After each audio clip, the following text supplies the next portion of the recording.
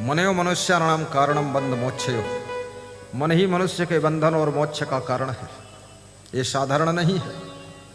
तुम्हारा मन जब सत्संग की ओर मुड़ जाता है तो ये मोक्ष का द्वार खोलता है। जब ये संसार के भोगों की ओर मुड़ जाता है तो ये मन बंधन की जंजीरों का निर्माण कर देता है। तुम्हारा मन ही तुमको बांधता है और मन ही मुक्ति प्रदान करता है। इसलिए सारा खेल तो मन का ही है। विषयों में जकड़ जाओगे, बंधन की रचना होगी। विषयों से विमुख हो जाओगे, वैराग्य में डूब जाओगे, बंधन से मुक्ति हो जाएगी। मुक्त हो मन बंध तज धरो नहीं फिर देह, मानुष तन को लाभ यह करिए सहित सने।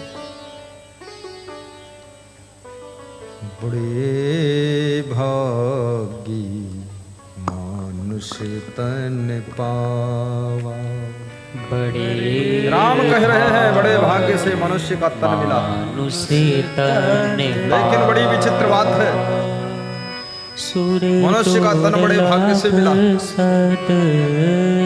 और जिनको मनुष्य तन जीने की कला नहीं आई उनके लिए मनुष्य तन दुर्भाग्य भी है। वे मनुष्य का तन पा करके खूब दारू पीते हैं, अंडा खाते हैं, मुर्गी खाते हैं, कछुआ खाते हैं, कबूतर खाते हैं और सुअर को भी खाते हैं लोग। कमाल है, सुअर को भी नहीं छोड़ा। जो सुअर मैला खाता है, मैला खाने वालों को भी खा जाते हैं लोग। कहते हैं सृष्टि में भगवान ने सुअर को इसलिए बनाया था कि धरती की गंदगी को साफ करेगा। चिड़ियों को इसलिए बनाया था वायुमंडल की गंदगी साफ करेंगी। मछली कछुआ को इसलिए बनाया था कि ये तालाब की गंदगी, जल की गंदगी को साफ करेंगे। और उसके बाद मनुष्य को बनाया था कि ये सफाई में रहेगा, साफ सुथरा जगह हो जाएगी। लेकिन मनुष्य जब पैदा हुआ तो इसने सफाई करने वालों की ही सफाई कर दिया। ईश्वर को भी खा गया, कौवा कबूतर को भी खा गया, मछली और कछुआ को भी खा गया और मुर्गी जो कीड़े मकोड़े खाती उस मुर्गी को खा गया और मुर्गी के पीछे से निकलने वाले अंडे को भी खा गया। लोग कहते हैं बड़ी गजब की बात है। शिव भगवान ने कहा है जो शराब पीता है, मांस खाता है, मुर्गी अंडा खाता है वो राक्षस होता है। रामायण के बाल कांड में ये प्रमाणित किया गया है। खाए कबाब शराब सरोजा, निस्दिन पर नारीन कहा खोजा, मां नहीं मात पिता नहीं देवा, साधुन से करवावै सेवा, जिनके यश आचरण भवानी ते जानो निश्चर संप्राणी। निशाचर उनको कहा। भगवान कृष्ण कहते दंभो दर्पो विमानश्च क्रोधा पारुष्यमेव च अज्ञानम च अभिजातस् पार्थ संपदम आश्री। जो दंभ करता है, विमान करता है, घमंड करता है, गर्व करता है और जो व्यक्ति बहुत क्रोध करता है, कठोर वचन बोलता है, गाली बकता है, ये अज्ञान के अंधकार में भटकने वाले लोग सभी राक्षसी प्रवृत्ति के होते हैं। राक्षस की कोई अलग रूप रंग नहीं होते हैं। राक्षस तो मनुष्यों के बीच में ही छिपे होते हैं। जिनका खान पान बिगड़ जाता है वही राक्षस बन जाते हैं और जिनका खान पान सुधर जाता वही देवी देवता बन जाते हैं।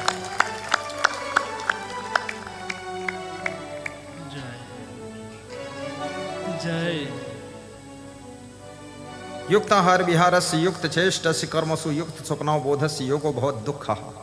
आहार निद्रा भय मैथुनानि सामानि चयमानि नृणाम पशूनाम ज्ञानम नराणाम अधिको विशेषो ज्ञानेन हीना पशुभिः समाना येषां न विद्या न तपो न दानम न चापशीलम गुणो न धर्मा ते मृत्युलोके भूय भारभूता मनुष्य रूपेण मृगाश्चरन्ति। नीतिकार कहता है मनुष्य के रूप में जानवरों की तरह लोग चरते हुए घूम रहे हैं, विचरते हुए घूम रहे हैं। इनमें जिनमें विचार नहीं है उनको जानवर कह दिया गया है। लेकिन जानवरों ने इस बात का विरोध किया कि मनुष्य को जानवर मत कहना, ये मेरी लाइन में बैठने की योग्य नहीं है क्योंकि मनुष्य जानवर से भी नीचे गिरा हुआ है। तो चाणक्य ने पूछा जानवर क्यों ना कहूं और क्या कहूं? बोले और जो कहना सो कह दो लेकिन जानवर मत कहना क्योंकि जानवर इनसे अच्छा है। जानवर कभी दारू नहीं पीता है, ना मांस मछली। जानवर कभी भी झूठ नहीं बोलता है, जानवर कभी गाली नहीं बकता है और जानवर कभी भी बीड़ी नहीं पीता, सिगरेट नहीं पीता, गुटखा पुड़िया तंबाकू नहीं खाता और ये तो सब कुछ करता है। इसको जानवर कहोगे मेरा अपमान हो जाएगा। जानवर भी बिगड़े हुए इंसान को अपनी लाइन में बैठाना नहीं चाहते हैं।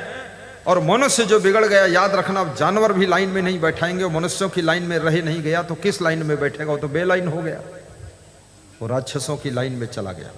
आसुरी प्रकृति के जो प्राणी सत्संग में आना क्या जाने, जीवन में जितने दुख दिखते हुए निज दोषों के कारण ही, पर जिसको इतना ज्ञान न हुआ दोष मिटाना क्या जाने।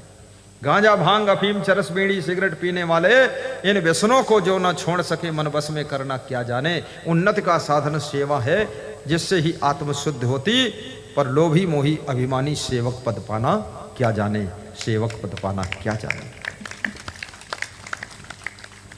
जग में सत्संग बिना मानो सम्मति गति पाना क्या जाने।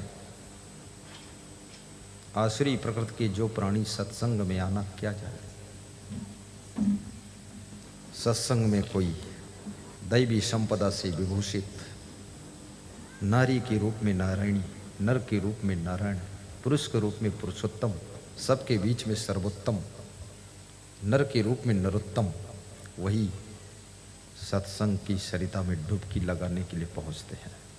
याद रखना, जिसको जीवन का बोध हो गया वो व्यक्ति सत्संग के बिना रह नहीं सकता है, और जो जीवन को जानता नहीं है वो जानवरों से भी नीचे की डिग्री में जिंदगी जी करके भटकता रहता है। इसलिए व्यास गादी निवेदन करेगी, आहार, निद्रा, भय, मैथुन ये तो पशु पक्षियों में भी होता है। अगर इतने में ही जिंदगी गुजार दी तो मनुष्य होने से क्या फायदा, नर्तन पाने से क्या फायदा।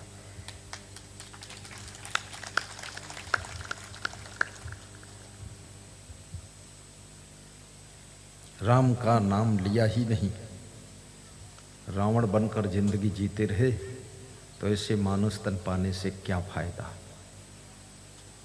मंदिर में कभी गए ही नहीं, मदिरालय में लाइन लगाकर खड़े ही रहे तो ऐसी जिंदगी पाने से क्या फायदा। कितने लोग कहते हैं मंदिर बनाने से क्या फायदा। ये कौन कहता है आप जानते हो? जो मदिरा के बहुत प्रेमी होते हैं, वो मंदिर का विरोध करते हैं, क्योंकि उनको मालूम है मंदिर में मदिरा नहीं मिलेगी। और मैं उनसे पूछता हूँ, शराब की दुकान खोलने से क्या फायदा, मदिरा पीने से क्या फायदा, और मंदिर में तेरा क्या घाटा। मंदिर का विरोध करता है, विवेक नहीं है। नेतागिरी करो लेकिन मंदिर का विरोध मत करो। मंदिर का विरोध करोगे तो याद रखना, जन जन के अंदर बैठा हुआ आत्मा रूपी परमात्मा न तुमको वोट देगा, न सपोर्ट देगा, और चुनाव में ऐसी चोट देगा और धर के तुमको घोंट देगा, चटनी हो जाओ।